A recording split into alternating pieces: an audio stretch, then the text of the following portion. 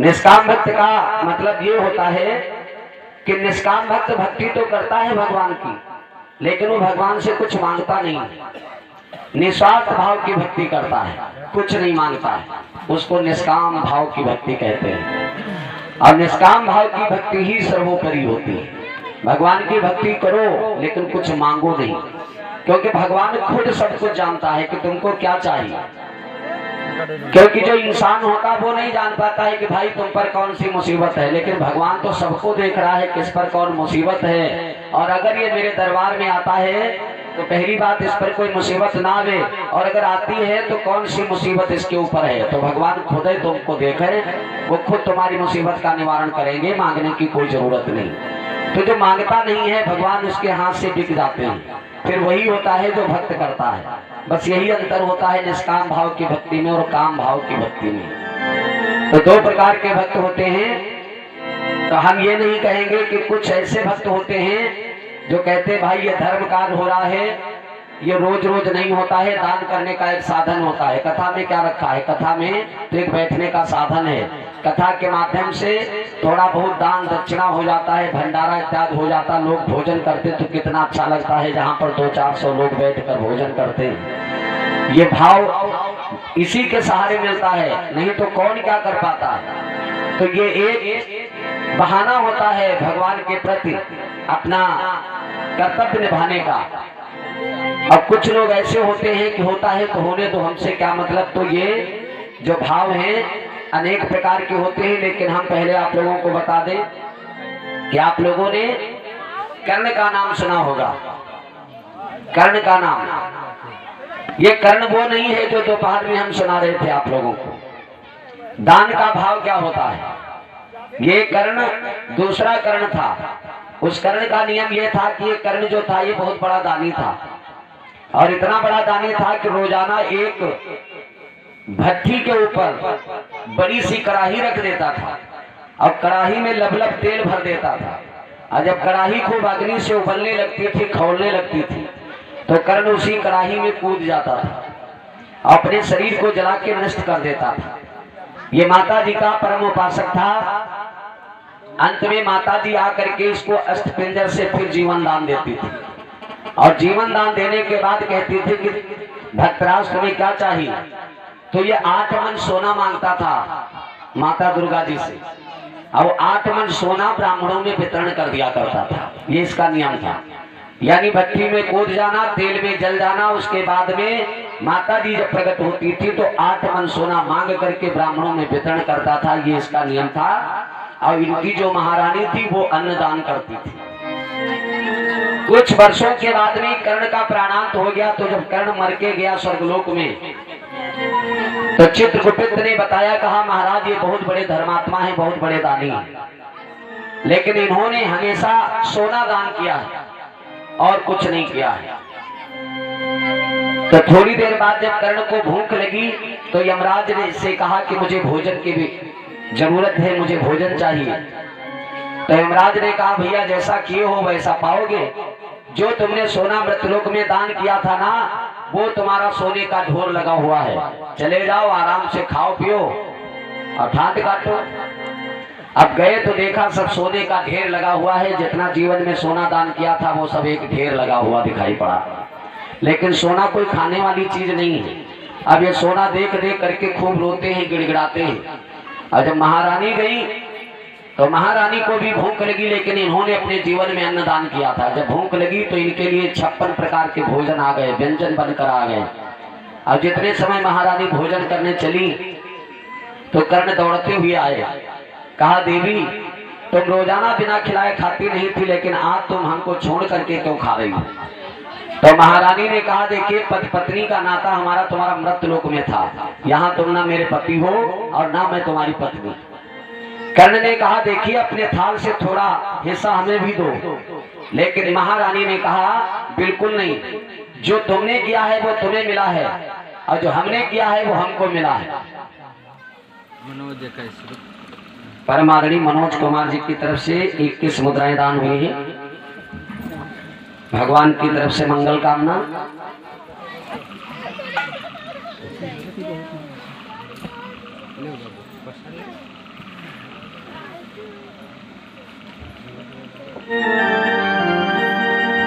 तो भक्तों, कहने का मतलब ये खूब रोते हैं, चिल्लाते हैं, लेकिन महारानी को दया नहीं आई। उन्होंने एक ग्रास भी अपने थाल से नहीं दिया।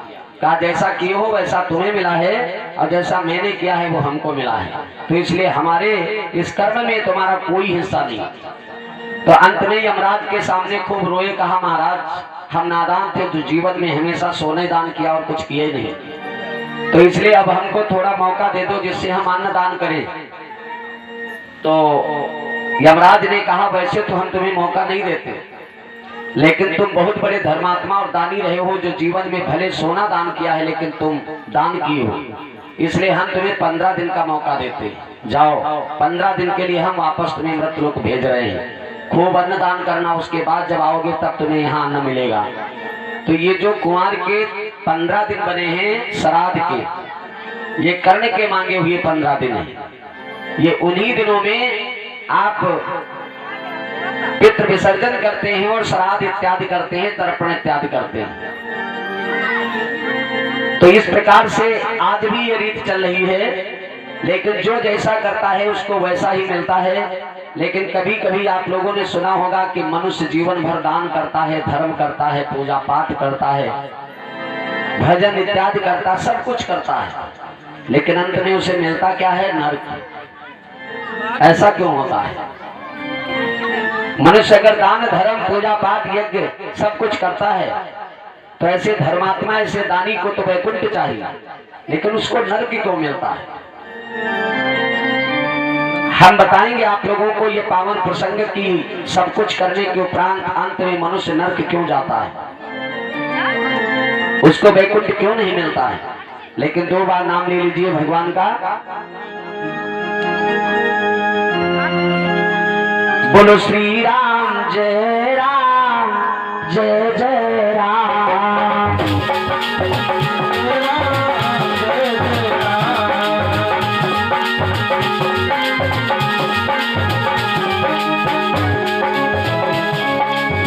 श्री राम जय राम, जय जय राम, जय राम।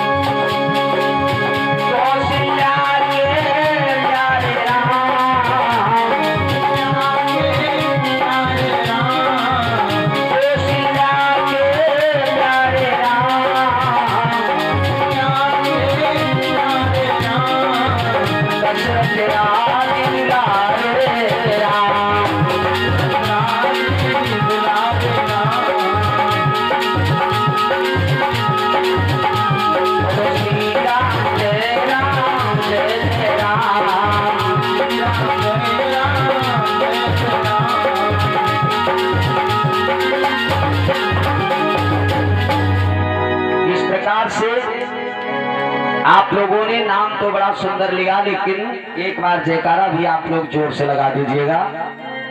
बोलो सियावर रामचंद्र भगवान की। इधर से बिल्कुल आवाज नहीं, सभी लोग मिल के आवाज लगाइएगा।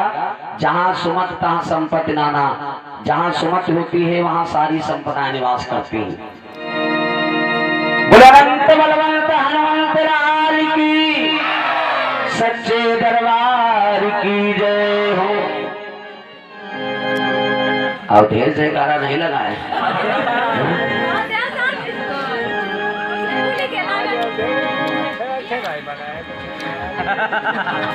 बोलो सच्चे दरबार की जय हो। तो ध्यान दीजिएगा भक्तों, महाराज जी कहते हैं कि मैं बताऊंगा आप लोगों को कि मनुष्य धर्म दान यज्ञ पूजा पाठ करने के उपरांत रो नर्क क्यों जाता है।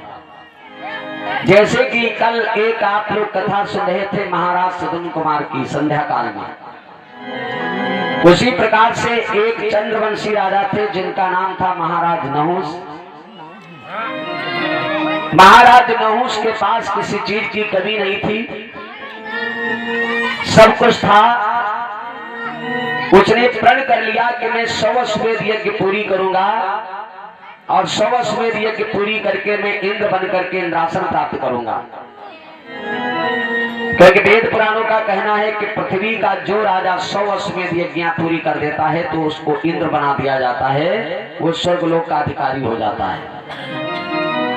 लोग एक यज्ञ नहीं कर पाते और उसने अपने जीवन में 99 अश्वमेध यज्ञ पूरी कर डाला था। अब उसने प्रण किया है कि मैं 100 अश्वमेध यज्ञ पूरी करूंगा और पूरे 100 की गिनती पार करके मैं इंद्र बन जाऊंगा। तो धीरे धीरे मेहनत परिश्रम करने के उपरांत उसने 100 अश्वमेध यज्ञ भी पूरी कर डाला। और जब 100 अश्वमेध यज्ञ पूरी हो गई तो उसको इंद्र बना दिया गया। स्वर्गलोक ले जा करके उसको इंद्रासन पर राज तिलक संस्कार करके बिठाला गया। अब वो इंद्र बन गया और जब इंद्र बन करके स्वर्गलोक की राजगद्दी पर विराजमान हुआ तो गद्दी पर बैठते बैठते उसके अंदर घमंड आ गया, अहंकार आ गया, गुरूर आ गया। और उसने मन में विचार किया कि मैंने जिस बात की कल्पना नहीं किया था कि शायद वो हमें मिल गया। लोग एक लोक का राज्य नहीं पाते हैं और मैं 3 लोक का राजा बन गया, यानी स्वर्गलोक का भी अधिकार हमें प्राप्त हो गया। तो उसने सोचा कि ये कोई साधारण बात नहीं है इंद्रासन को प्राप्त करना, और मैंने इंद्रासन प्राप्त किया है। और भक्तों, घमंड तो आ ही जाता है, कोई इंसान हो। अरे जब घमंड धर्मराज को आ गया तो हम आप तो एक साधारण इंसान हैं। ऐसा कौन इंसान है जिसको घमंड नहीं आता है? क्योंकि जो एक रोटी को तरस रहा हो, एकदम लखपति हो जाए तो घमंड आएगा कि नहीं? तुरंत आ जाता है। तो इस दुनिया में ऐसा कौन इंसान है जिसमें घमंड नहीं आता है? किसी को अपने खेत का घमंड, किसी को अपने मकान का घमंड, किसी को अपने रूप का घमंड, किसी को अपने ज्ञान का घमंड, किसी को अपने पुत्र का घमंड, किसी को अपनी नारी का घमंड। तो संसार में ऐसा कौन है जिसको घमंड नहीं आता? किसी को अपने धन पर घमंड है। तो उसको घमंड आ गया अपने पर, क्योंकि मैंने 100 अश्वमेध यज्ञ पूरी किया जिससे आज मैं इंद्र बन गया और स्वर्गलोक के इंद्रासन पर विराजमान हुआ। तो इसलिए अब जब इंद्रासन हमको मिला है तो इंद्राणी पर भी मेरा अधिकार हुआ, इसलिए हमको इंद्राणी भी मिलनी चाहिए। क्योंकि मनुष्य में जब घमंड आता है तभी उसमें दुराचार पैदा होते हैं, और जब तक घमंड नहीं आता तब तक दुराचार नहीं होता। ज्यादा पैसा पैदा हो लगे तो सोचे जितना पैसा पैदा हो रहा है क्या करें, कहाँ खर्चा करें, क्या कर डालें। तो वो पैसे को देख करके घमंड में आ जाता है। अब तो खर्चा करने के लिए सोचे क्या करें, तो कोई शराब पिए लगे, बढ़िया ठेका मझावे लगे, तो कोई कुछ करने लगते, कोई कुछ करने लगते। कहाँ तक हम बताएं, घमंड ही एक अत्याचार का कारण होता है। अत्याचार जब ही आता है जब घमंड आता। अगर घमंड ना आवे तो कभी अत्याचार भी नहीं बढ़ेगा। तो उसमें घमंड आ गया और घमंड के साथ उसमें एक अत्याचार उत्पन्न हुआ और उसके मन में यह भाव पैदा हो गया कि जब इंद्रासन हमको मिला है तो इंद्राणी भी मुझे मिलनी चाहिए, क्योंकि इंद्राणी पर भी मेरा अधिकार है। तो उसने तुरंत द्वारपाल को बुलाया, कहा जाओ जहां महल में इंद्राणी बैठी हो उनसे जा करके कहो कि जो नए नए महाराज नहुस इंद्र बन करके आए हैं वो उनको मिलना चाहते हैं। नौकर तो दावादार होता है। द्वारपाल देवराज इंद्र के आदेश का पालन करने के लिए महारानी इंद्राणी के महल की तरफ प्रस्थान कर गया।